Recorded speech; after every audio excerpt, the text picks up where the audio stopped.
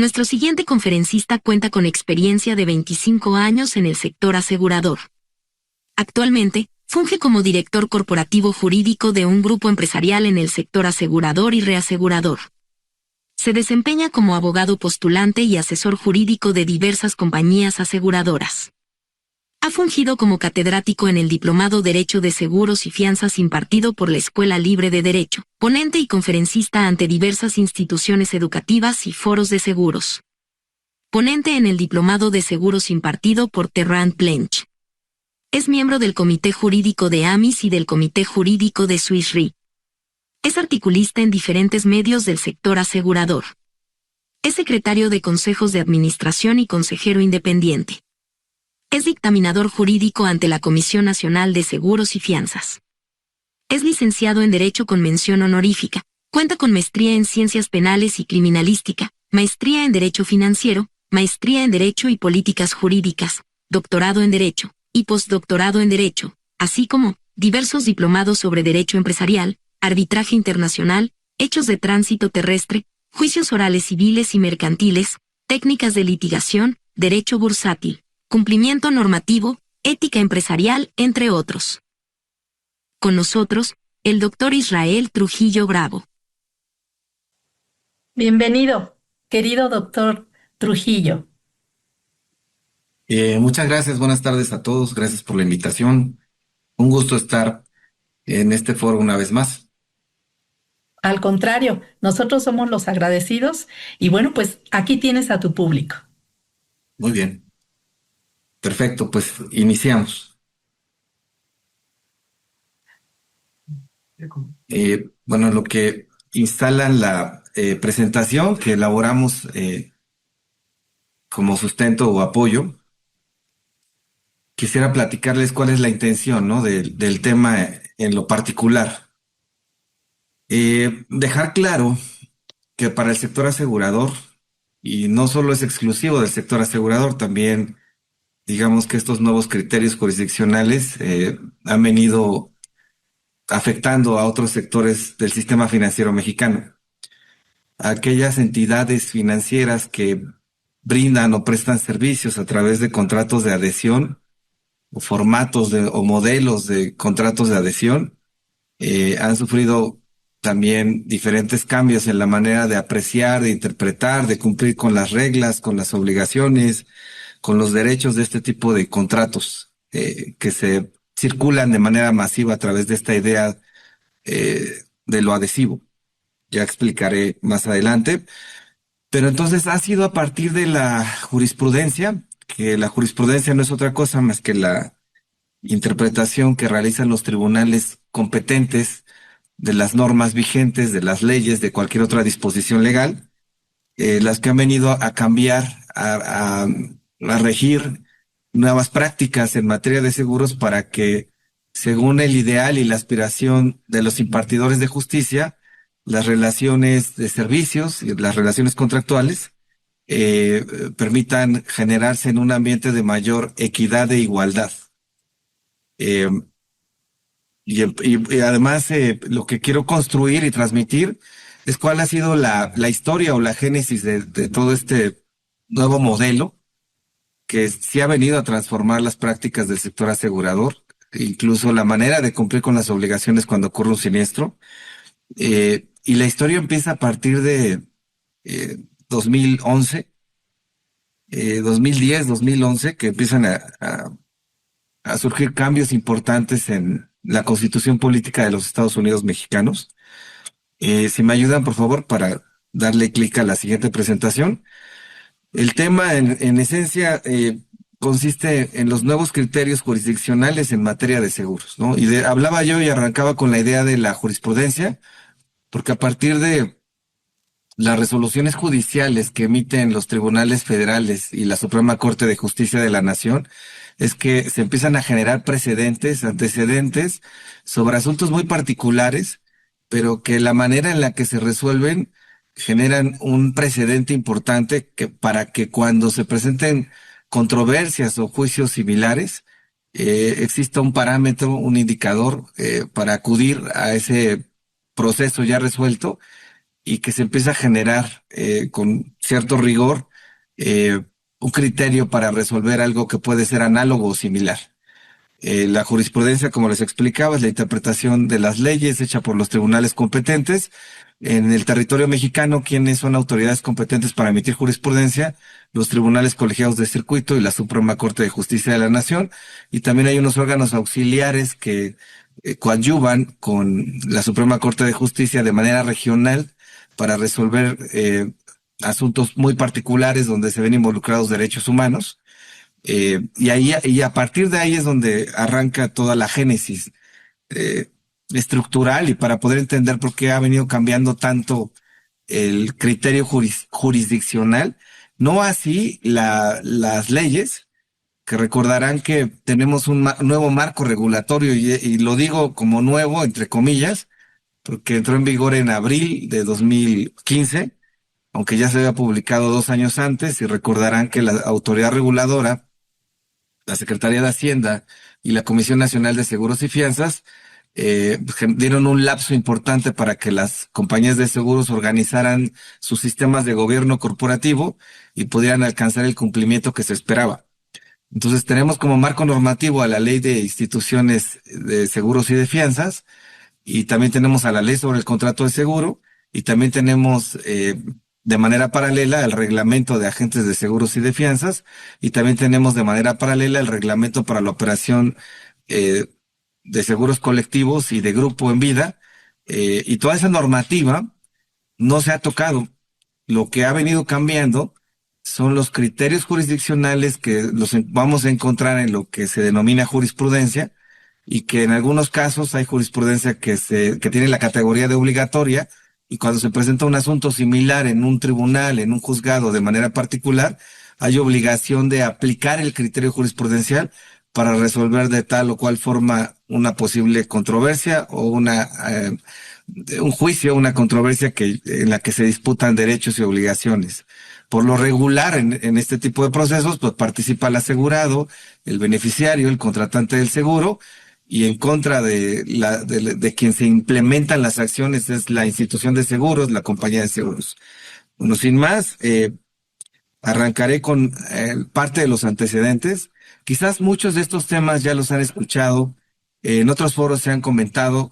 Quizás lo novedoso de la presentación es hacer un recuento desde 2011 hasta 2026, a marzo de 2026, para poder entender qué es lo que ha venido cambiando. Insisto, no ha habido cambios legislativos. Lo que ha venido cambiando son los criterios jurisdiccionales que se recogen en lo que se denomina jurisprudencia. Vamos a ver ejemplos de jurisprudencia y particularmente cuáles son los aspectos que han tenido mayor cambio y que han generado esta nueva perspectiva para resolver asuntos en materia de seguros. Empiezo con una de las reformas más importantes y que cambió no solo el tema asegurador, sino otros rubros. Incluso tiene afectación para el derecho de daños, que se asocia con la responsabilidad civil, y la responsabilidad civil se relaciona de manera directa con las coberturas para automóviles y seguros de daños.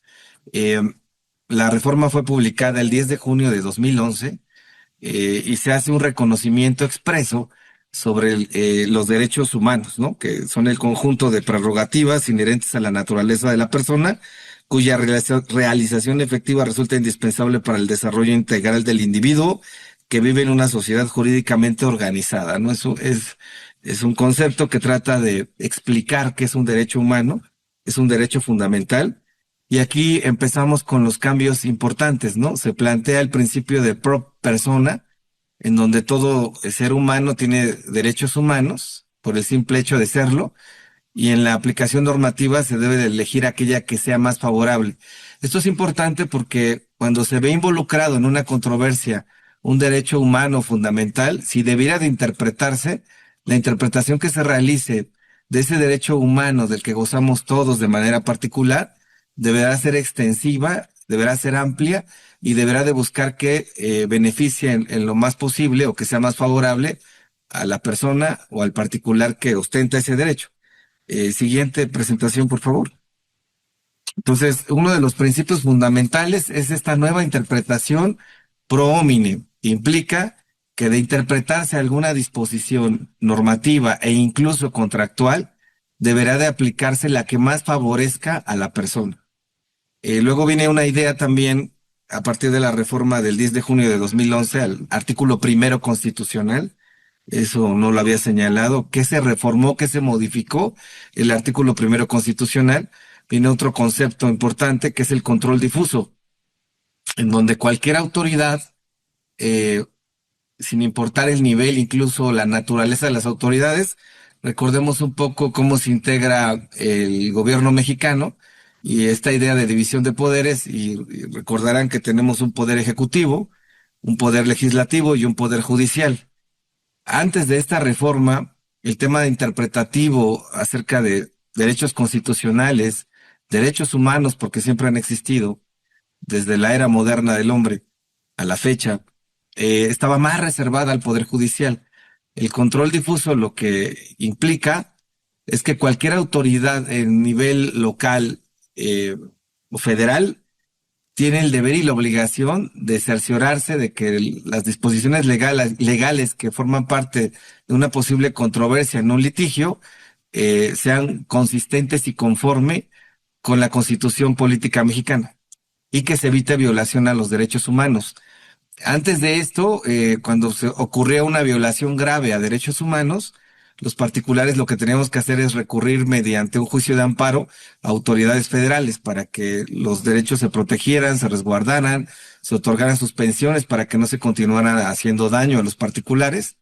Ahora no es así. Ahora cualquier autoridad jurisdiccional en niveles inferiores, como un juez de paz, un juez de cuantía menor, un juez local o estatal, puede dejar de aplicar una norma, puede dejar de inaplicarla para evitar la violación a derechos humanos.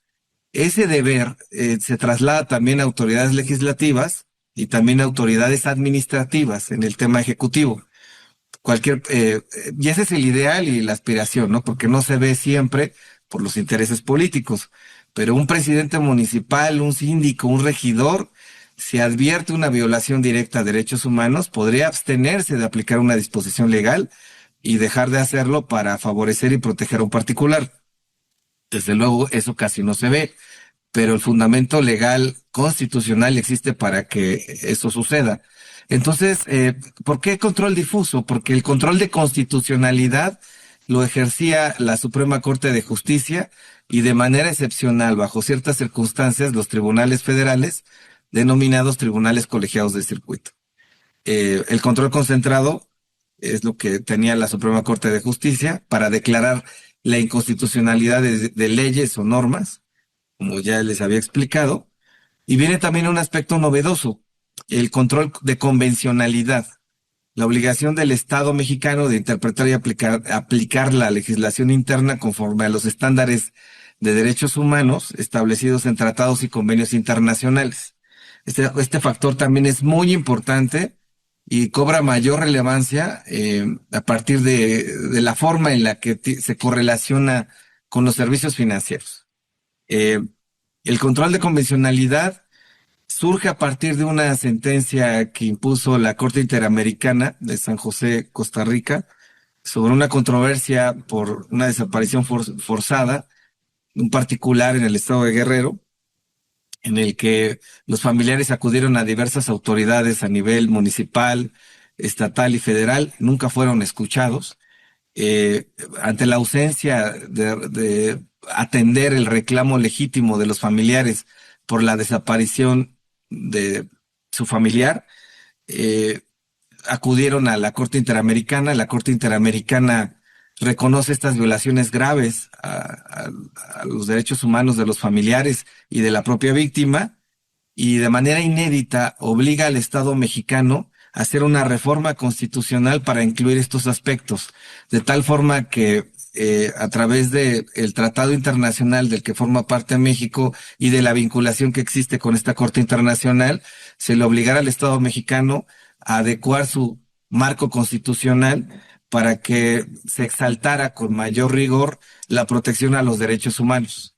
El asunto se conoce como Rosendo Radilla, en el estado de Guerrero, en donde estaban involucrados militares. Esto ocurre todavía en el gobierno de Felipe Calderón, y a partir de ahí se genera esta reforma nadie consideró ni previó que no solo se trataba de derechos a la vida, a la salud, a la seguridad jurídica, sino que tuvo impacto en diferentes aspectos de la vida humana y de la sociedad mexicana.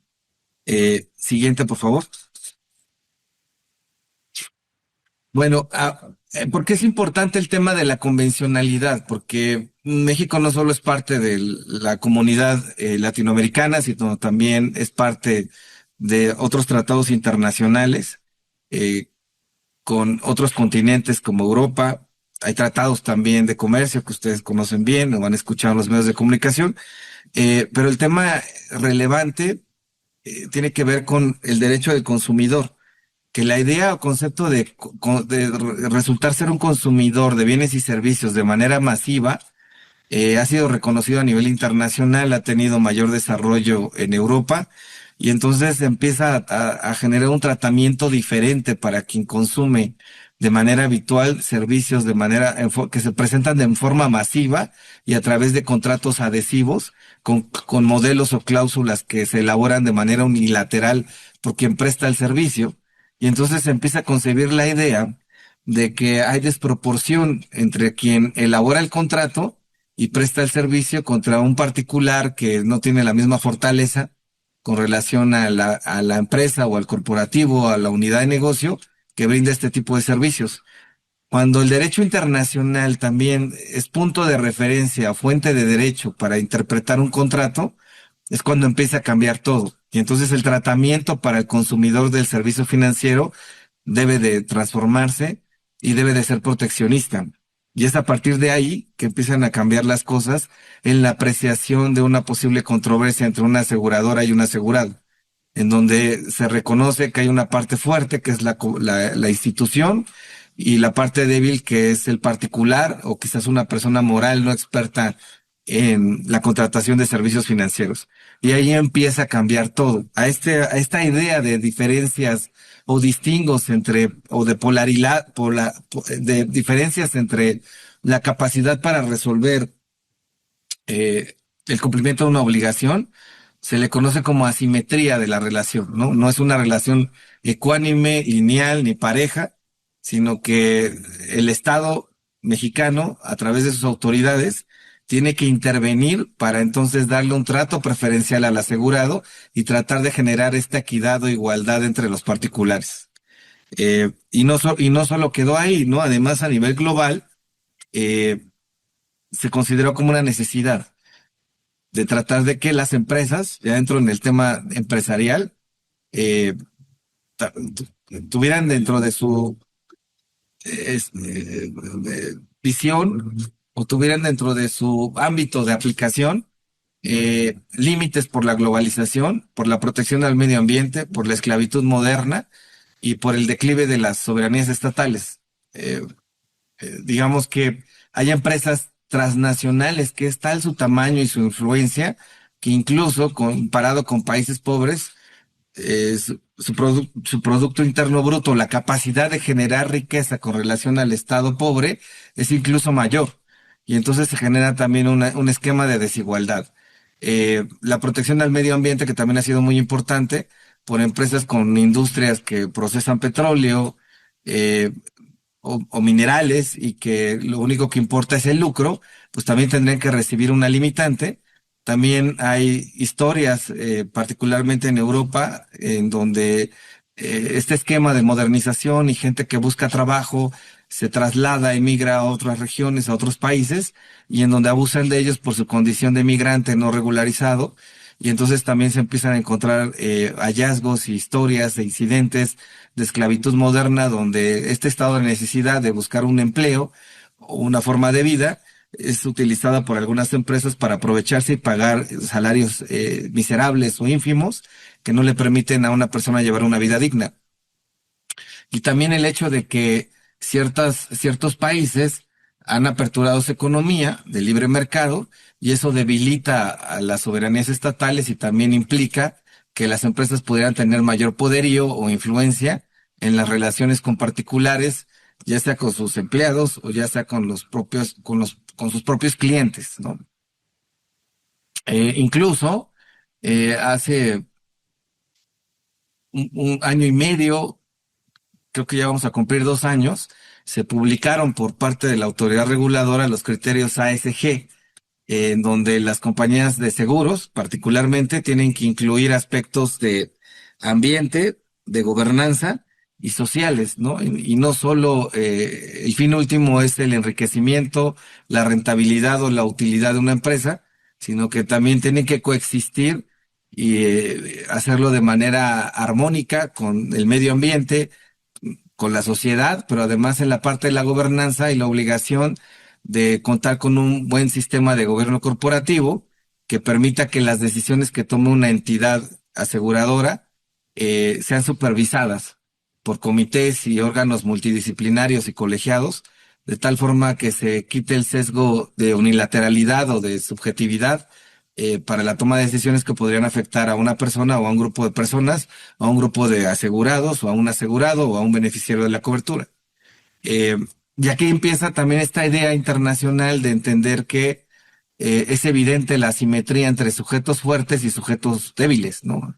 Dentro del marco de interacción entre empresas y particulares, ¿no? Este es otro aspecto que se suma al tema de la reforma constitucional, que se suma a la idea del derecho de consumidor internacional, que busca proteger estas asimetrías o diferencias para generar mayor equidad en las relaciones de servicios. Siguiente, por favor. Entonces, lo que se busca es el fortalecimiento del discurso de los derechos humanos, considerando el debilitamiento de estados nacionales en algunas regiones. No en todos los casos se da así. Digamos que los gobiernos con corriente de pensamiento social lo que hacen es lo contrario, buscan fortalecer el sistema estatal contra los intereses privados. Hay muchos ejemplos en Latinoamérica, ¿no? Que no han funcionado, claramente. Se busca la pérdida de monopolio estatal en la creación de las transnacionales, que en ocasiones son más poderosas económica y políticamente que los países en los cuales operan.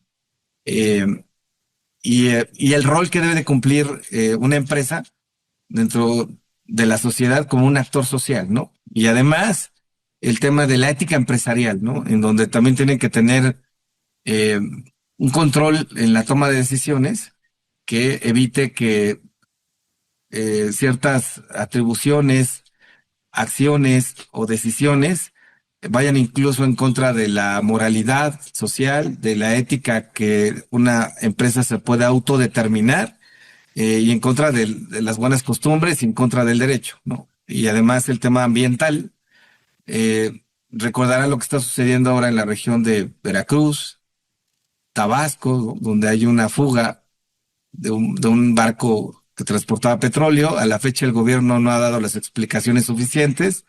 Tratan de minimizar el impacto natural y al medio ambiente, pero no deja de ser un aspecto de obligación y de exigencia para los gobiernos y también para los particulares. Aquí se mezclan en este ejemplo ambas cuestiones, ¿no?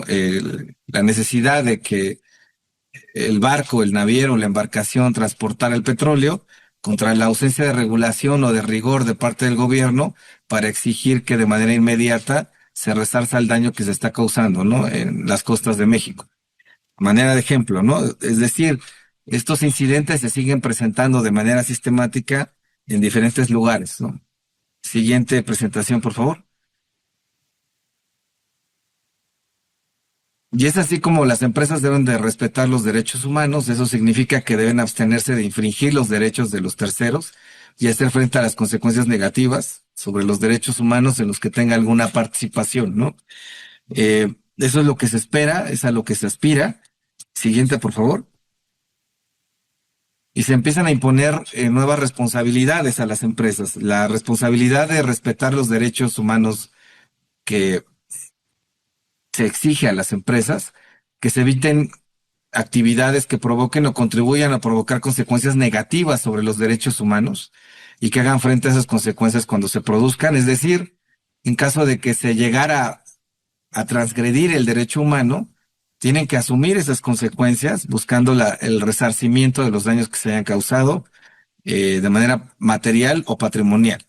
y deben de tratar de prevenir y mitigar las consecuencias negativas sobre los derechos humanos directamente relacionados con operaciones o productos o servicios prestados por sus relaciones comerciales. Ahora, ¿las aseguradoras tocan derechos humanos? La respuesta es sí. Y hay varios ejemplos, ¿no? Particularmente los encontramos de manera directa en los seguros para personas, gastos médicos, el ramo de salud, eh, quizás en algunos casos en seguros de vida que tienen otras coberturas como accidentes y enfermedades, y también en las coberturas de responsabilidad civil, que lo que buscan es que el causante del daño directo resarza el daño patrimonial, emocional y físico que podría llegar a generar por ocurrir una eventualidad prevista en el contrato. Podría ser un accidente, un evento dañoso, una colisión.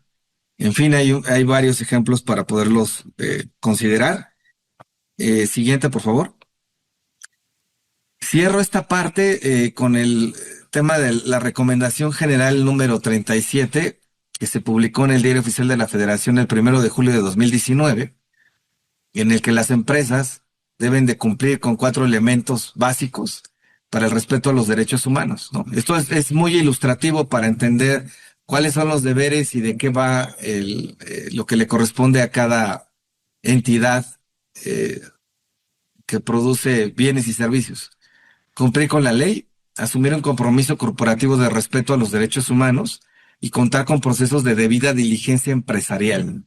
Y por último, contar con mecanismos práctico-operativos de reparación por violaciones a derechos humanos.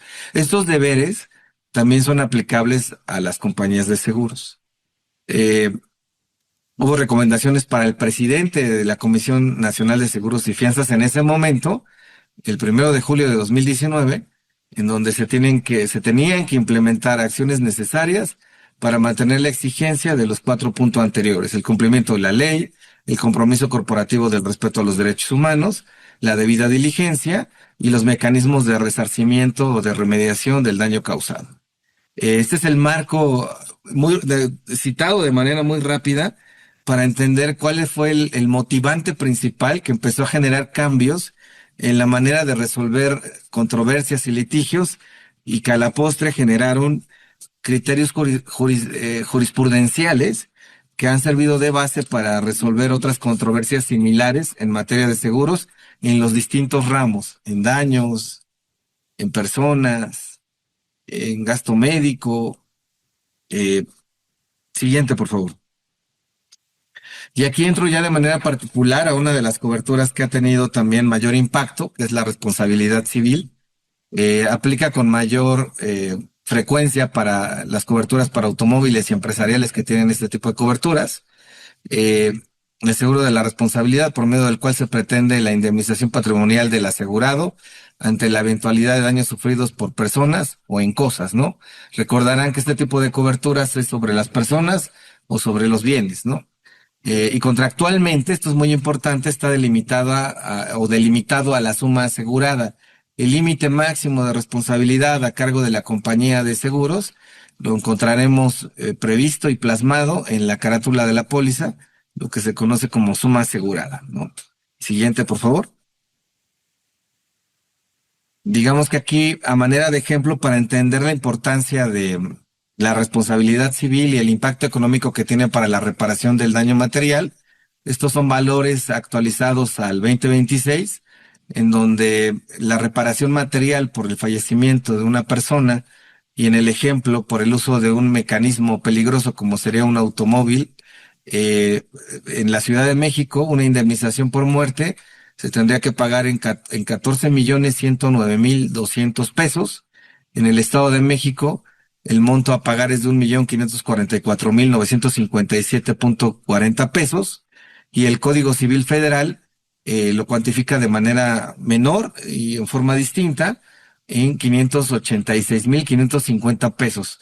Las diferencias en la manera de cuantificar la reparación material por el fallecimiento de una persona tienen que ver con las reglas que impone cada código aplicable: el Código Civil del Estado de México, el de la Ciudad de México y el federal. Ejemplo, el Código Civil Federal considera la UMA, la unidad de medida de actualización, que es muy bajita para calcular las 5,000 veces el equivalente a la UMA para reparar el daño económicamente, mientras que el Código Civil de la Ciudad de México considera el salario mínimo más alto, que es el de reportero gráfico, y que está por arriba de los 700 pesos. Y eso es lo que genera estos cambios radicales en los montos. Ahora, antes de lo que yo platicaba, antes de 2011, las indemnizaciones o las reparaciones del daño cuando ocurría un evento de tránsito terrestre, sigo en el ejemplo de automóviles, eh, se sometían a lo que establecían las leyes y los códigos. Con la inclusión de los derechos humanos, los convenios y tratados internacionales, todo eso cambió. Y entonces ahora hay otros factores que se tienen que considerar. Además, se agregó un nuevo concepto, digamos que en un siniestro donde desafortunadamente se priva de la vida a un tercero, hay 3 factores para resarcir o reparar el daño: la reparación material por el fallecimiento, la reparación intangible, que se conoce como daño moral por la afectación emocional, y un tercer elemento que recientemente se incorporó al sistema de derecho de daños, que es el daño punitivo. Y ahorita hablaremos brevemente también de él, pero avancemos. Siguiente, por favor. Daño moral, la alteración profunda que sufre una persona en sus sentimientos, afectos, creencias, decoro, honor, reputación, vida privada, configuración y aspectos físicos, o bien en la consideración de que de sí misma tienen los demás, producida por un hecho ilícito, ¿no? Este concepto se recoge del Código Civil y de una jurisprudencia, ¿no? Afectación emocional, sentimientos. En un ejemplo, es el daño que se genera en los sentimientos de un hijo ante la muerte de su padre, o a la inversa, por un accidente de auto, en el ejemplo de automóviles. Siguiente, por favor. ¿Y cómo se introduce el tema del daño punitivo? El daño punitivo es una sanción ejemplar que se impone cuando en la ocurrencia de un accidente, en donde no hay dolo, pero sí puede haber culpa o negligencia, concurre un factor de culpa grave que, pudiendo haberse evitado, no se evitó, y en consecuencia se empieza a sancionar con mayor severidad al causante del daño. Recordarán también, estoy seguro que sí, que se ha citado en diferentes foros el tema del caso del Mayan Palace, y donde surge el daño punitivo. Fue el primer asunto debido a la repercusión e impacto social del incidente. Es un hotel donde había un lago artificial.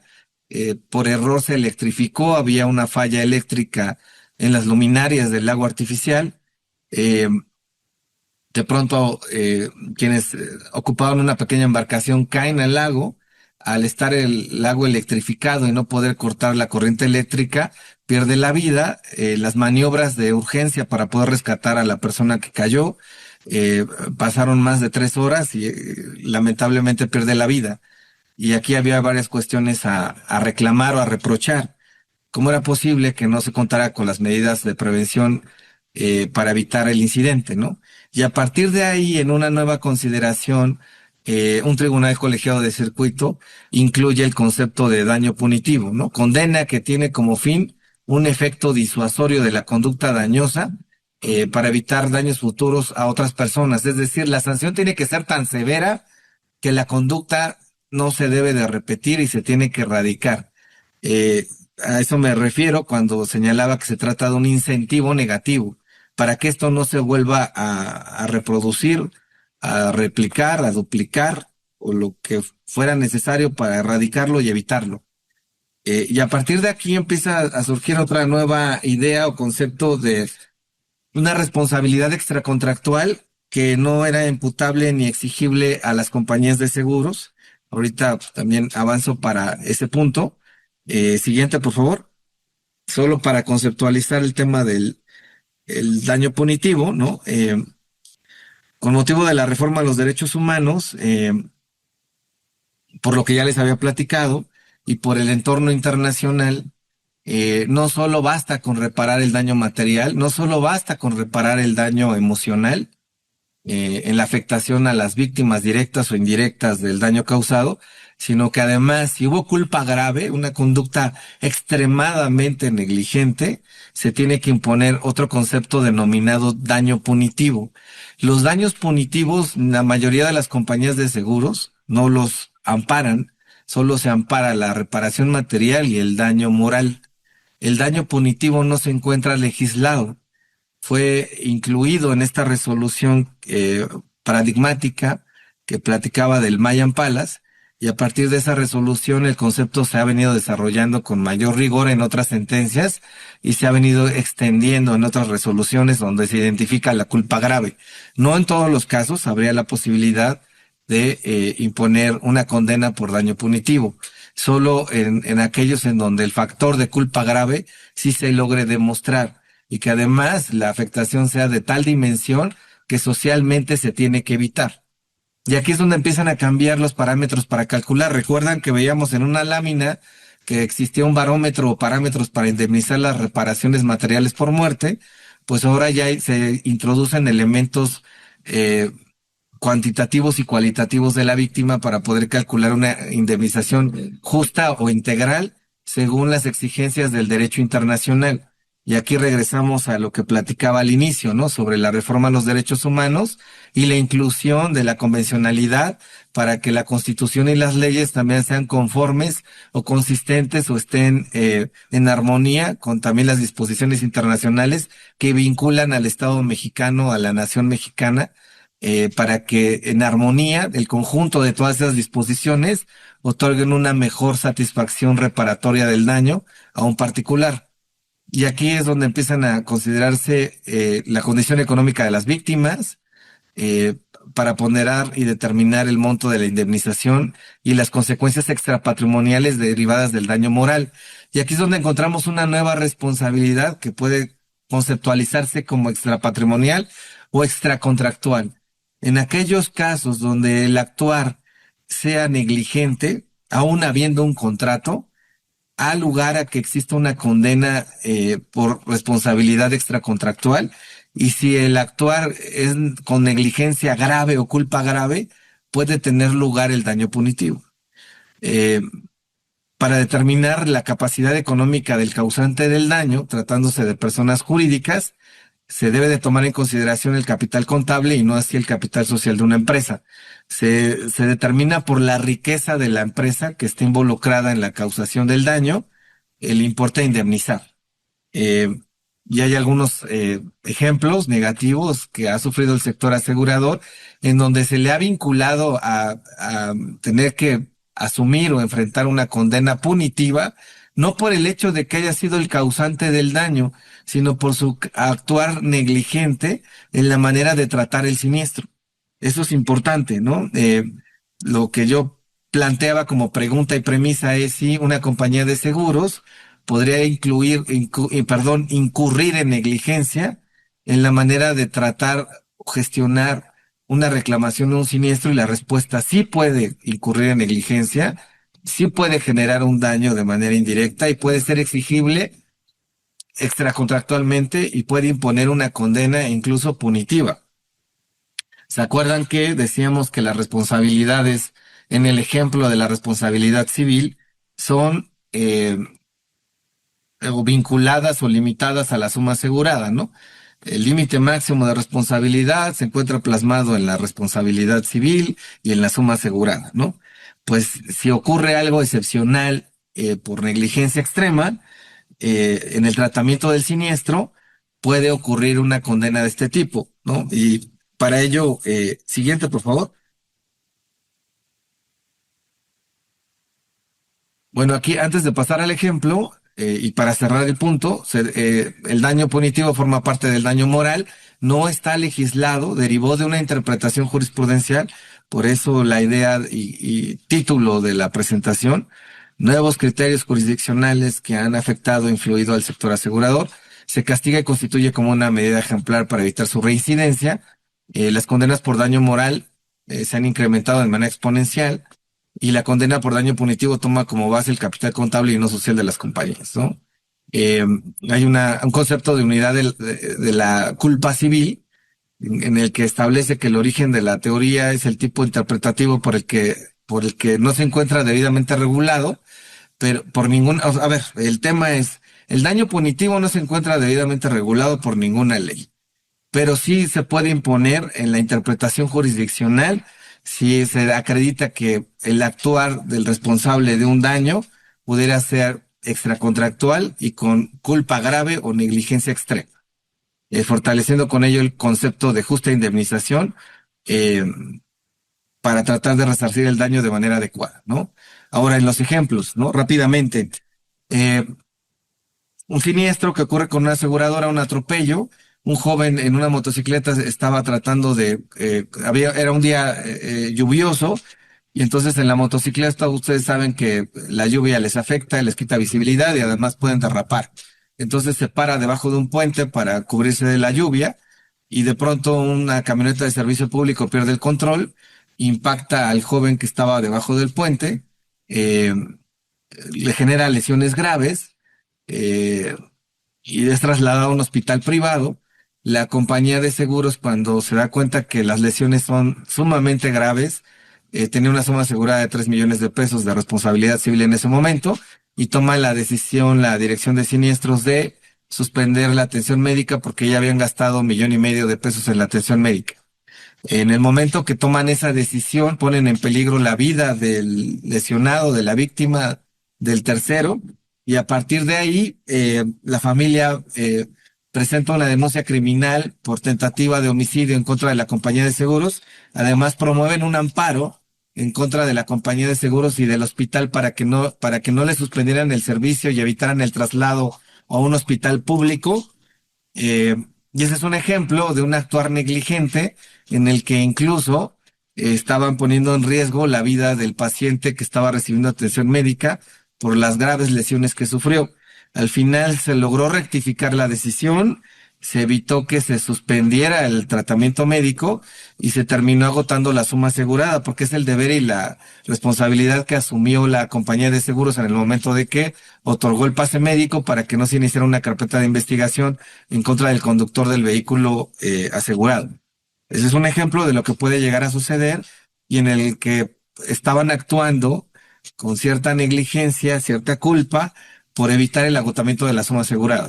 Al final no trascendió, pero deja claro lo que puede llegar a pasar con una compañía de seguros. Lo mismo sucede cuando rechazan siniestros que no están debidamente fundamentados, que se sostienen en sospechas, en presunciones, y resulta que al final no se tenía evidencia alguna para poder sostener una improcedencia, porque el riesgo no estaba amparado, porque estaba expresamente excluido, o porque no se cuenta con evidencia suficiente para poder hacer una imputación por dolo y mala fe en contra del asegurado, del beneficiario o del tercero.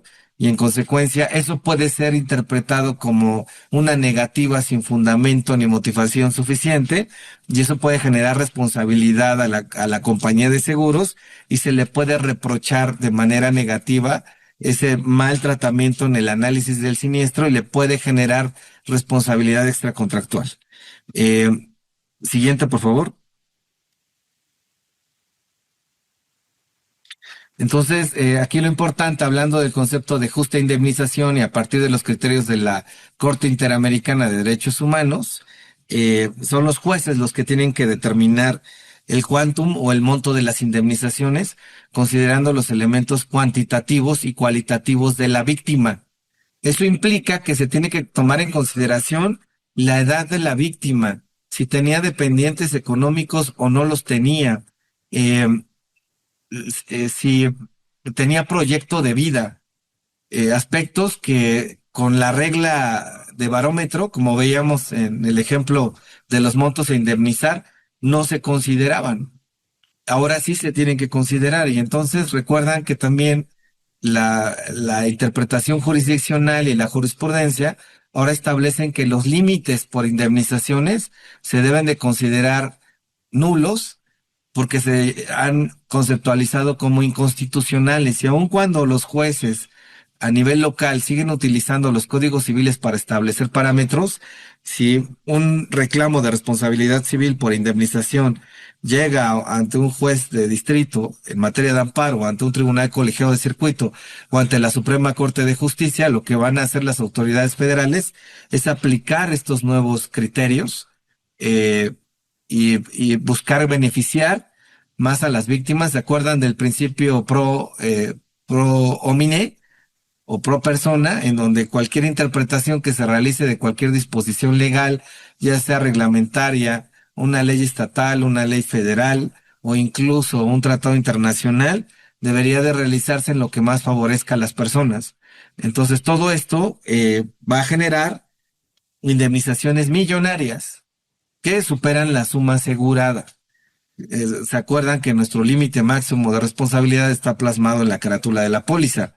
Si la compañía no tiene nada que ver con el evento y solo está respondiendo por el asegurado para que se le resarza el daño a las víctimas, no debería de tener ninguna repercusión y su responsabilidad debería de ser contractual. Pero si en un siniestro, como en los ejemplos que ya empezábamos a desarrollar de gasto médico, se rechaza la atención médica, ya sea en pago directo o reembolso, y ese rechazo implica que las personas se quedan sin capacidad económica para poder enfrentar la enfermedad o el accidente o el resarcimiento o el restablecimiento del vigor vital o el estado de salud, puede reprocharse esa conducta a la compañía y ahí es donde sí se le puede imponer una responsabilidad extracontractual porque rechazó mal el siniestro. Y esto es lo que también es novedoso para el sector asegurador, que se empieza a desarrollar con mayor frecuencia y rigor en las controversias judiciales. Eh, Siguiente, por favor.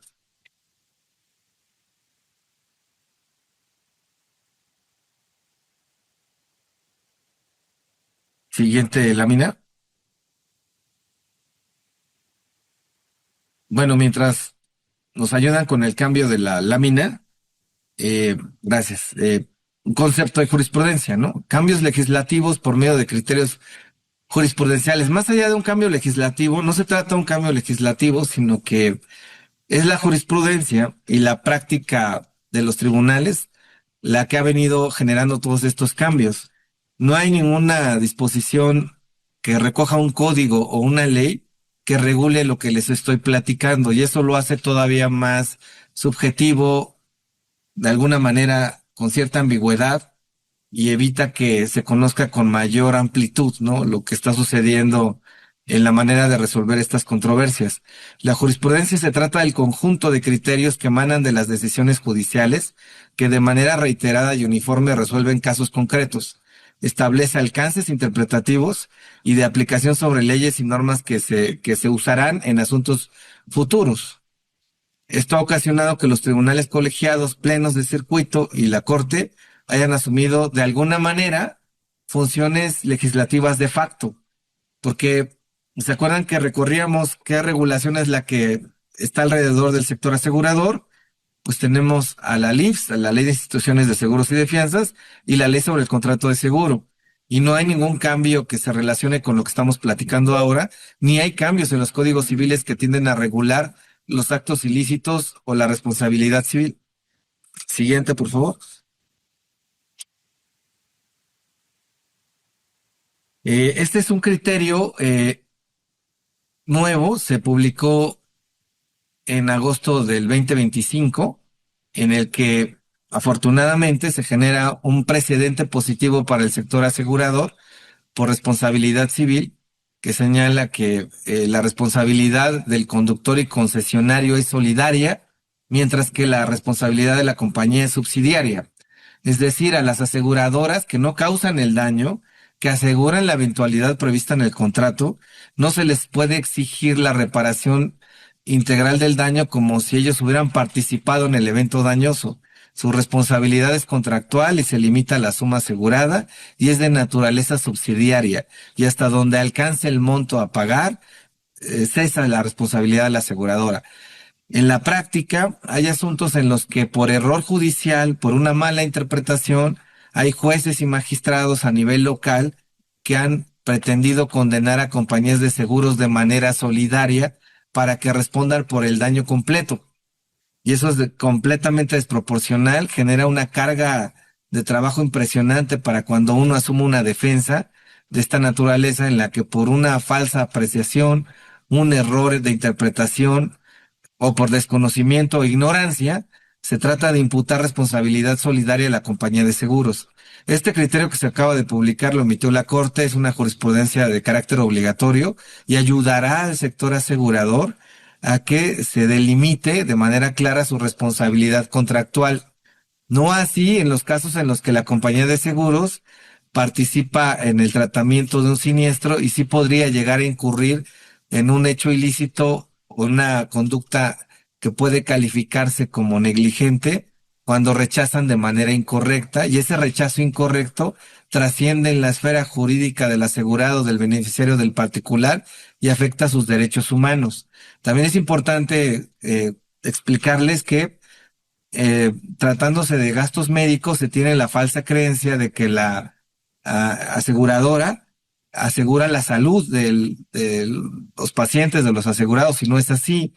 La cobertura de gasto médico es patrimonial, y ya sea que se encargue de pagar de manera directa al hospital con el que pudiera tener un convenio por descuento o precio preferencial, o que se programe la cirugía y a manera de reembolso el asegurado paga y regresa con la aseguradora para que le pague la enfermedad o el accidente cubierto, no hay derechos de salud ni derecho a la vida. Pero cuando los asegurados le rechazan el siniestro, la manera natural de reclamar, con todo lo que les estoy platicando, es que argumenten que la aseguradora está violando el derecho a la salud y a la vida, y hay que explicar con mucho detalle y con argumentos abundantes y sólidos que no se trata de afectación a ese tipo de derechos, sino una afectación patrimonial. A manera de ejemplo, ¿no? Siguiente, por favor. Viene otro tema también importante, que toda esta jurisprudencia lo que ha permitido, por esta violación o aparente violación directa a los derechos humanos, es que a las compañías de seguros se les considere, me voy a tener que ir más rápido porque creo que ya está acabando el tiempo, pero es el hecho de que a las compañías de seguros se les considere por equivalencia como autoridad responsable. La justificación para eso, que se le considere por analogía o equivalencia como una autoridad, como si fuera una entidad pública, es que la actividad de servicios financieros, el monopolio lo tiene el Estado mexicano, pero el Estado puede otorgar concesiones para que particulares ejerzan ciertas funciones. Esa es la idea por la que se considera que el sector asegurador, que forma parte del sistema financiero, tiene una concesión privada que es exclusiva del Estado para que puedan brindar el servicio de cobertura en materia de seguros a la población en general. Y a partir de esa idea, si un particular considera que se le están violando derechos humanos, puede acudir ante un juez federal y presentar una demanda de amparo, argumentando que están violando cualquiera de los derechos que consagra la Constitución Política de los Estados Unidos Mexicanos. Esto es novedoso, es poco conocido. Ya hay varios amparos que se han presentado contra algunas compañías de seguros. Siguiente, por favor. El antecedente que generó todo esto fue en 2018. Una persona, estando embarazada, contrató una póliza de gastos médicos. Nace su hijo al siguiente año. Nace con síndrome de Down. Pide la inclusión del recién nacido dentro de la póliza y la compañía le niega la inclusión. Esto lo considera como un acto discriminatorio, un acto que evita el derecho a la salud. La autoridad considera viables estos argumentos, justifica la admisibilidad del amparo, y a partir de este precedente, de este reclamo particular, se genera jurisprudencia, y entonces empiezan a darle entrada a la posibilidad de que cualquier asegurado que vea una afectación directa a sus derechos humanos presente un amparo. Ese es el origen de todo ello, ¿no? Y esto genera nuevas responsabilidades para las aseguradoras, porque es como si fuera una autoridad que tiene que cumplir con ciertas obligaciones y responsabilidades procesales, como rendir un informe previo, rendir un informe justificado, que son de 24 horas, de 5 días, de 3 días, con plazos diferentes. ¿Se acuerdan que de manera tradicional en el esquema de impugnación, pues el usuario del servicio financiero puede acudir a Conducef o puede presentar su demanda por incumplimiento ante un tribunal local o federal? Bueno, pues ahora existe este nuevo mecanismo en el que, si de manera directa se aprecia o se presume que hay una afectación directa a un derecho humano, pueden acudir a solicitar amparo. Y pongo ejemplos. Hay un tema de un asegurado, seguro de vida de grupo, tiene su certificado individual en una entidad pública. Ustedes como participantes de la intermediación, que entiendo la mayoría de los que están escuchando son agentes de seguros, bien saben que es complicado administrar ese cúmulo de pólizas y de riesgos, entonces es muy difícil llevar un control estricto en las altas y bajas de asegurados y también los reclamos van un poco más lentos, ¿no? Entonces un asegurado presenta sus documentos de reclamación, que es un beneficiario del seguro de vida, presenta el reclamo y la aseguradora pasa un mes, 2 meses, 3 meses, 6 meses y nunca contesta. En su desesperación se asesora jurídicamente, le recomiendan que presente el amparo, se admita a trámite y el amparo se concede para el efecto de que la aseguradora le responda si le va a pagar o no le va a pagar. Ese fue el efecto del amparo y el derecho violado fue un derecho de petición. Los gobernados tienen derecho de recibir respuesta de cualquier autoridad. Y es así como se genera otro tema similar o de precedente por un aseguramiento de este tipo. Hay otro ejemplo en el que también se trata de un seguro colectivo de gasto médico. Es un empleado federal. De manera unilateral, el empleador, que es una entidad pública en un estado de la República, lo da de baja de la póliza sin ninguna justificación. Él y sus dependientes o su familia se quedan sin cobertura, estaban cursando por un tratamiento médico y presenta una demanda de amparo para que se le restituya la cobertura. Le otorgan la suspensión provisional y en su momento la definitiva para que tanto la aseguradora como el intermediario, aquí viene un nuevo jugador, esto es inédito, que era el agente, y tanto la contratante, que es la entidad pública, le restituyeran la cobertura. Y el juez de distrito lo ordenó. Incluso amenazaba y amagaba a lo que por equivalencias eran autoridades responsables, en el caso del agente y de la aseguradora, de iniciar una carpeta de investigación por un delito especial, por violar o no o querer acatar una suspensión provisional y definitiva. Entonces todo esto genera nuevas reglas, nuevos delitos, nuevas responsabilidades que también están poniendo de cabeza a las compañías de seguros, ¿no? Siguiente, por favor. Y esto es siguiente, por favor. Implicaciones del juicio de amparo. Bueno, ya les platiqué brevemente, ¿no? El tema de estos amparos, pues van a seguir generando precedentes en contra de las compañías de seguros y a favor de los usuarios de servicios financieros. También impone nuevas obligaciones para la aseguradora, pero además impone una muy importante, porque como se le da la categoría de autoridad siendo un particular, pero tiene esa categoría, las aseguradoras tienen la obligación de fundamentar y motivar sus determinaciones. Tienen que fundamentar en las disposiciones de las leyes especiales en materia de seguros o en las disposiciones contractuales sus determinaciones, y además tienen la motivación implica exponer las razones suficientes para que el fundamento que se cita tenga una aplicación o adecuación a la decisión o a la determinación adoptada. En esencia de eso va la fundamentación y motivación, y como se le da ese tratamiento de autoridad, pues la coloca también en una situación de mayor riesgo o vulnerabilidad. Ustedes como intermediarios, no sé cuántas veces han visto varias cartas rechazo y no todas contienen esos requisitos. A veces simplemente y de manera llana dicen no procede y punto, ¿no? Y si nos va bien citan alguna referencia contractual. Y en otras ocasiones, pues tratan sí de explicar con mayor detalle cuando van acompañados de sus áreas legales, ¿no? Siguiente, por favor. Ya vamos a cerrar con el tema de la presentación con varios ejemplos de jurisprudencia, ¿no? Que cómo han venido afectando a la regulación y que no implican un cambio legislativo. En la siguiente lámina, ahorita que le den clic para cambiar, ampliación de plazos para prescripción, ¿no? Esto también es importante. Recuerdan que el artículo 81 de la Ley sobre el Contrato de Seguro solo considera 2 años o 5 años para la cobertura de vida, pero con la jurisprudencia están cambiando las reglas y entonces la apreciación para computar si la prescripción se da o no se da es completamente diferente, ¿no? Si pueden cambiar la siguiente lámina, por favor. Bueno, ahorita en lo que cambian la lámina, Eh, el punto importante aquí es que, aquí está, ¿no? Un ejemplo es la interpretación del artículo 81, en el que se configura la prescripción de la acción legal que emana del contrato de seguro, ¿no?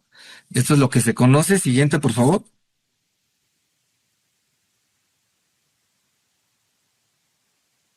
La prescripción de la acción consiste en la pérdida de la posibilidad de iniciar acciones legales en contra de una aseguradora por el simple transcurso del tiempo, ¿no? Y lo que originalmente se conoce, aquí está, ¿no? Los 2 años y los 5 años. Siguiente, por favor. Estos criterios jurisprudenciales lo que establecen es que el plazo inicia, no corre porque de manera ordinaria u ortodoxa, pues el cómputo se genera a partir de que ocurre el evento dañoso o la eventualidad prevista en el contrato o el siniestro, ¿no? Pues ya no debería de interpretarse así. Jurisdiccionalmente y por jurisprudencia no va así. La prescripción de las acciones derivadas de un contrato de seguro es proporcional a la regla de que inicie su plazo hasta que la persona tenga conocimiento de la realización del siniestro y además del derecho constituido a su favor.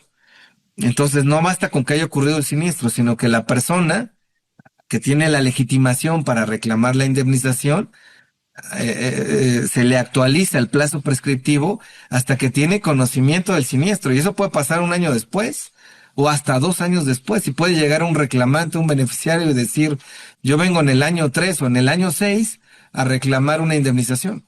Y eso cambia toda la regla. Y eso no está descrito ni establecido en la ley sobre el contrato de seguro. Acciones derivadas de un contrato de seguro con cobertura de daño personal por fallecimiento, el plazo de prescripción es de 5 años cuando el beneficiario solicita su pago. Aquí, por ejemplo, en coberturas de responsabilidad civil y la acción de responsabilidad civil, según el Código Civil y la ley sobre el contrato de seguro, prescriben en 2 años. Sin embargo, si el lesionado se encontraba incapacitado para ejercer sus derechos, el plazo se le amplía a 5 años y puede llegar de manera posterior, aún después de la fecha de ocurrido el siniestro. Y estas son nuevas reglas que modifican el alcance del artículo 81, ¿no? Y que son poco conocidas, ¿no? Siguiente, por favor. ¿Se acuerdan también? Esto se ha comentado también ya en otros foros, la obligación de entregar las condiciones generales y la documentación contractual, y si no se deja constancia en una controversia de que la documentación contractual fue entregada y explicada en relación al alcance, y aquí sí hay una corresponsabilidad para los intermediarios, entonces las exclusiones y las disposiciones contractuales no son vinculantes. Muchas compañías han empezado ya a generar diversos ejercicios para cumplir con esta obligación, otras no han hecho tanto, pero sigue siendo un punto vulnerable para las compañías de seguros. Ahora aquí, aunque hay artículos relacionados en la LIFS con el registro de productos eh, de adhesión y de no adhesión y requisitos de nota técnica y de circular única de seguros y fianzas, las leyes, como podría ser la ley sobre el contrato de seguro, no establecen estos requisitos de manera expresa, ¿no? Y también, una vez más, la jurisprudencia es la que obliga, de carácter obligatorio, es la que impuso esta responsabilidad y esta obligación. Ahora los asegurados llegan y dicen, nunca me entregaron las condiciones, solo me entregaron la carátula de la póliza con mínimamente la descripción de las coberturas y sumas aseguradas y me tienes que pagar. Y ese argumento, en algunos casos, llega a prosperar. Siguiente, por favor.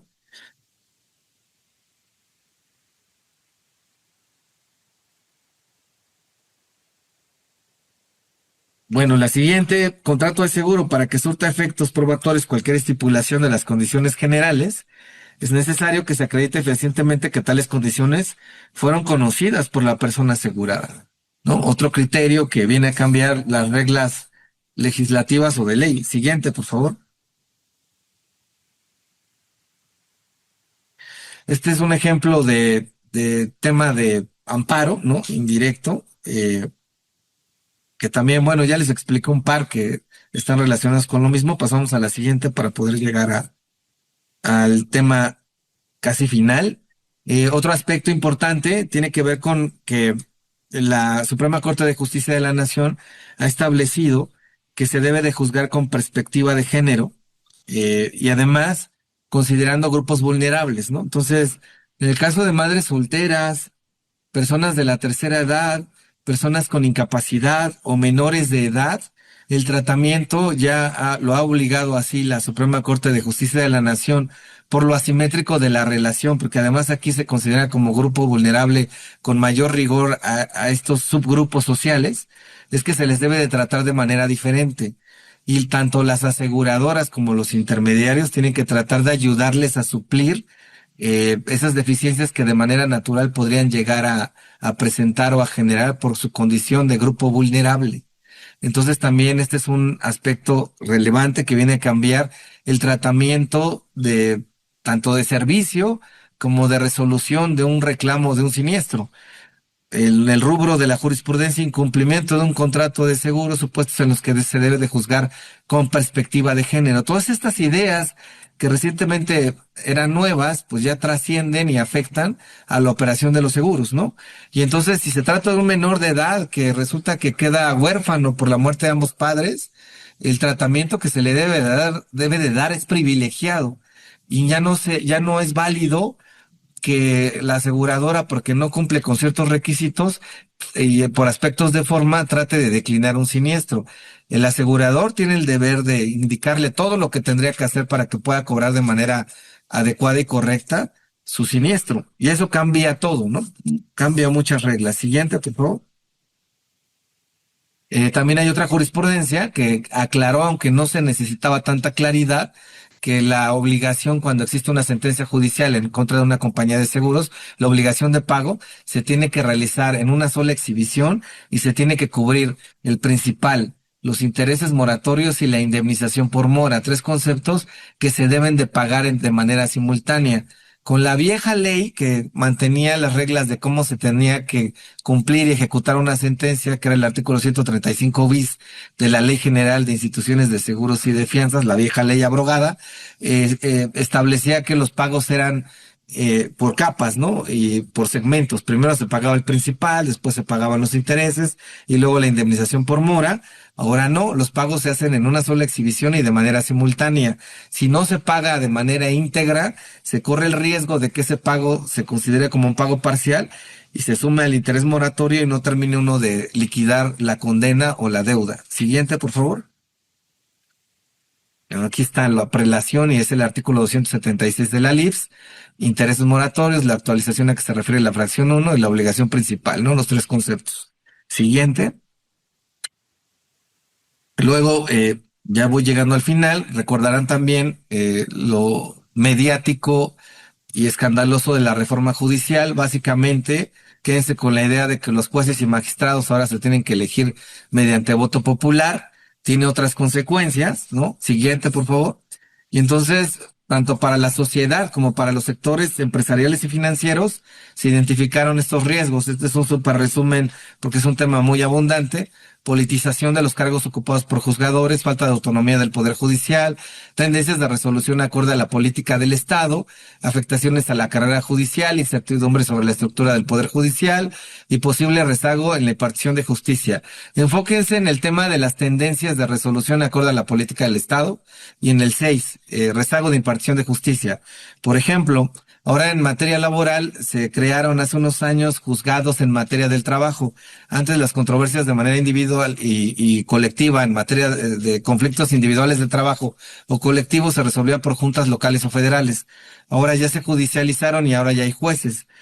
Como no hay estructura suficiente ni presupuesto para que cuando ustedes tengan la necesidad de presentar una demanda por despido, la admisibilidad de la demanda en este momento, al menos en la Ciudad de México y otros estados o ciudades grandes, tardó un año en admitirse una demanda de amparo, ¿no? Y ahí encontramos el riesgo materializado de rezago en la impartición de justicia.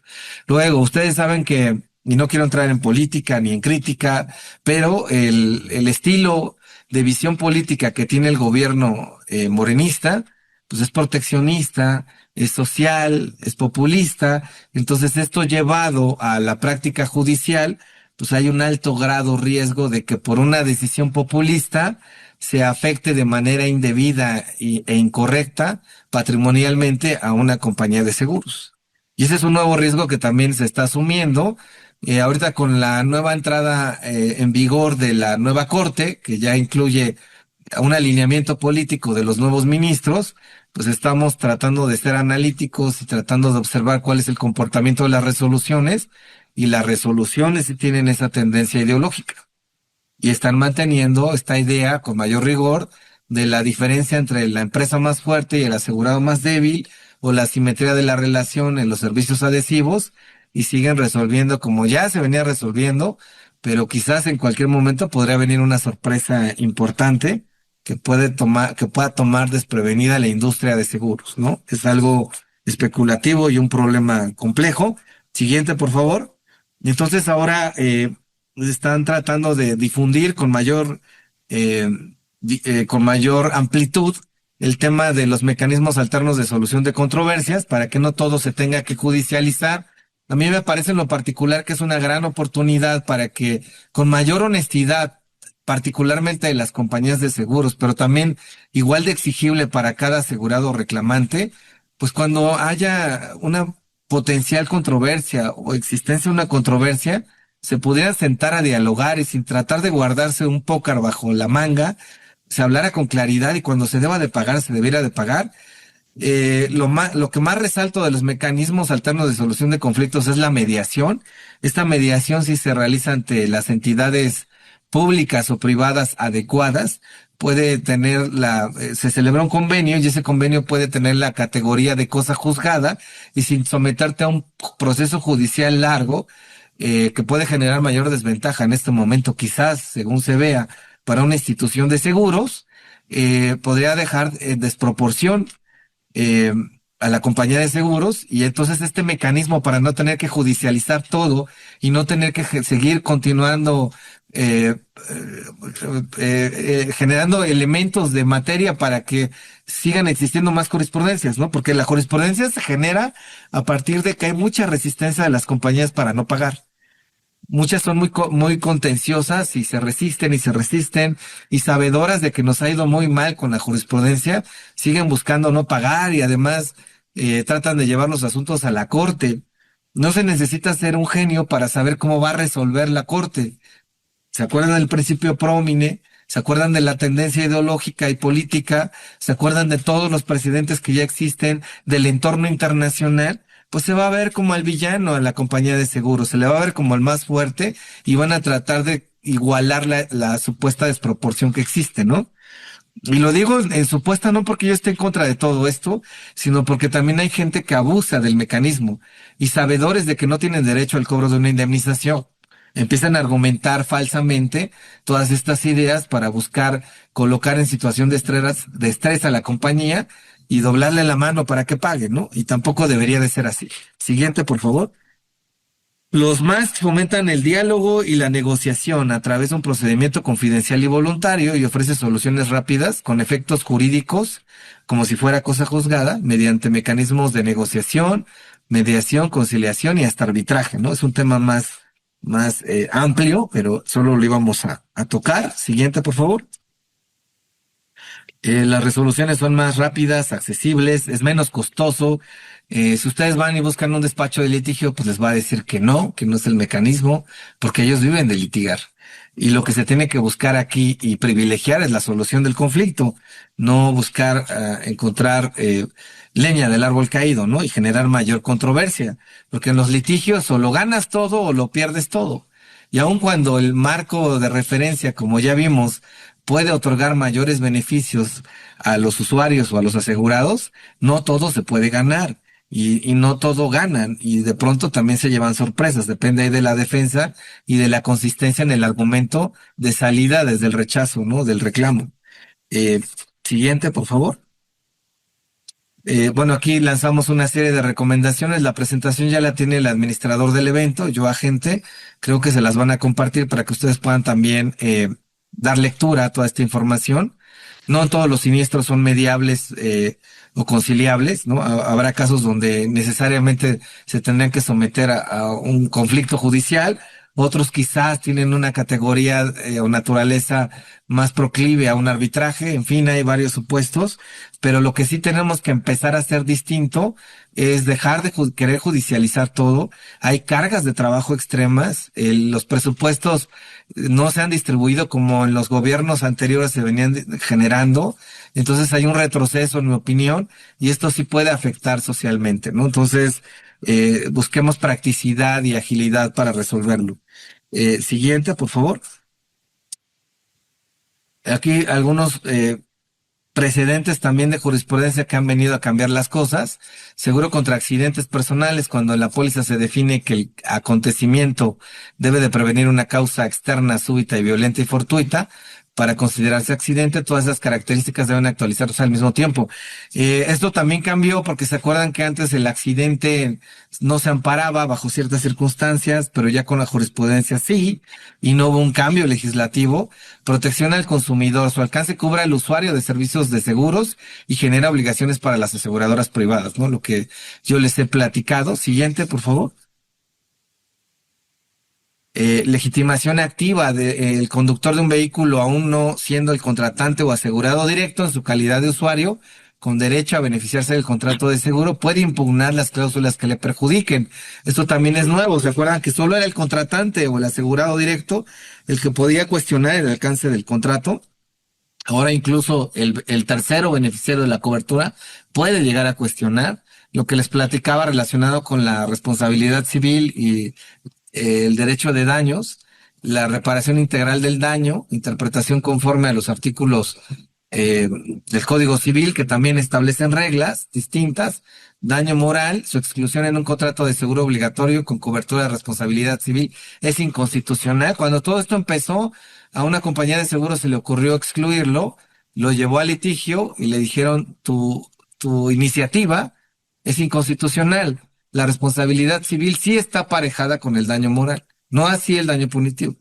Contrato de seguro de automóvil, si la aseguradora tiene conocimiento de la agravación de riesgo, no lo rescinde, el plazo legalmente establecido no produce sus efectos y por ende aquella no queda liberada de sus obligaciones.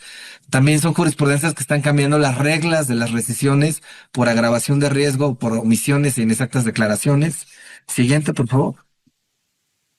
Bueno, yo creo que ya para muchos de estos criterios ustedes los podrán consultar a la página de la Suprema Corte de Justicia de la Nación en el rubro de Semanario Judicial de la Federación.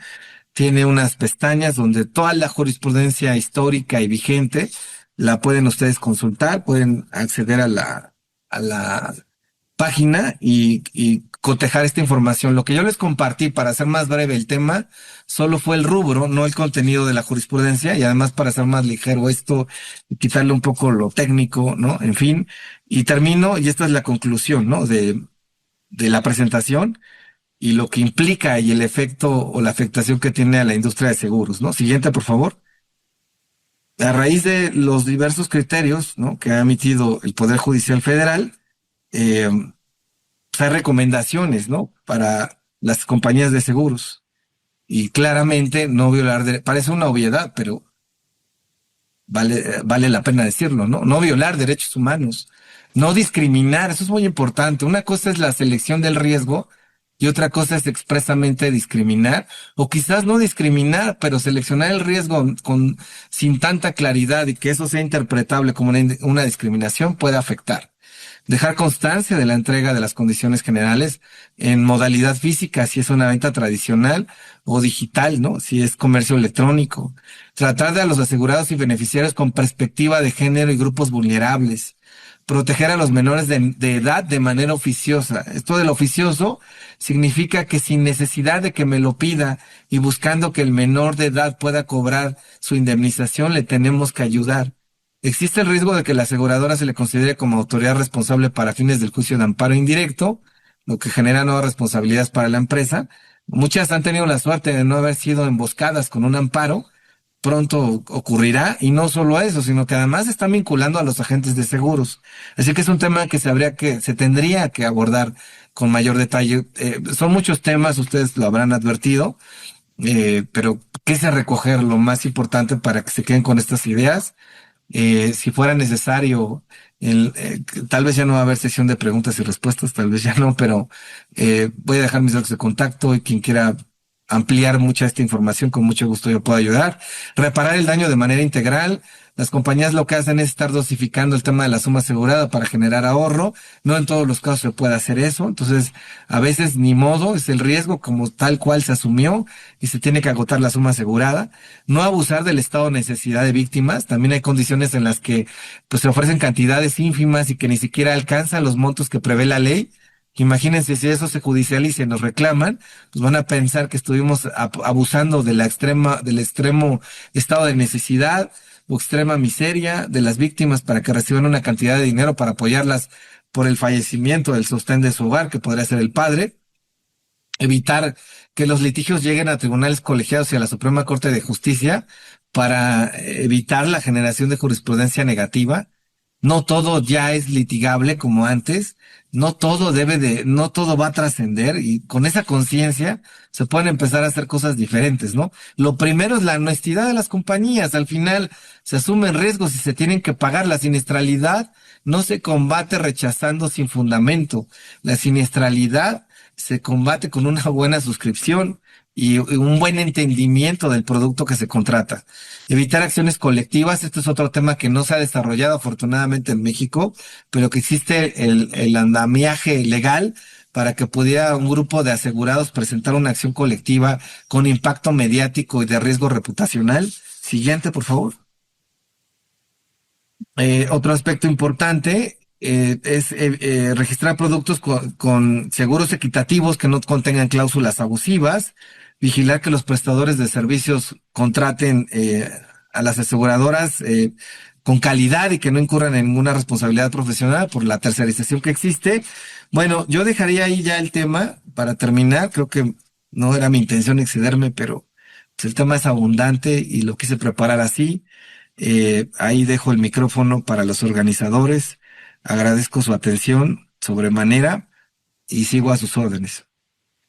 Querido doctor Trujillo, te agradecemos profundamente por haber compartido con nosotros tu conocimiento y estoy segura que los agentes que están en espera de más todavía nos mandarán todas sus preguntas que si tú nos lo permites, te haremos llegar para que por favor les demos cauce, si te parece correcto. Sí, claro, por supuesto. Adelante y muchas gracias a todos. Al contrario, gracias, querido doctor Trujillo.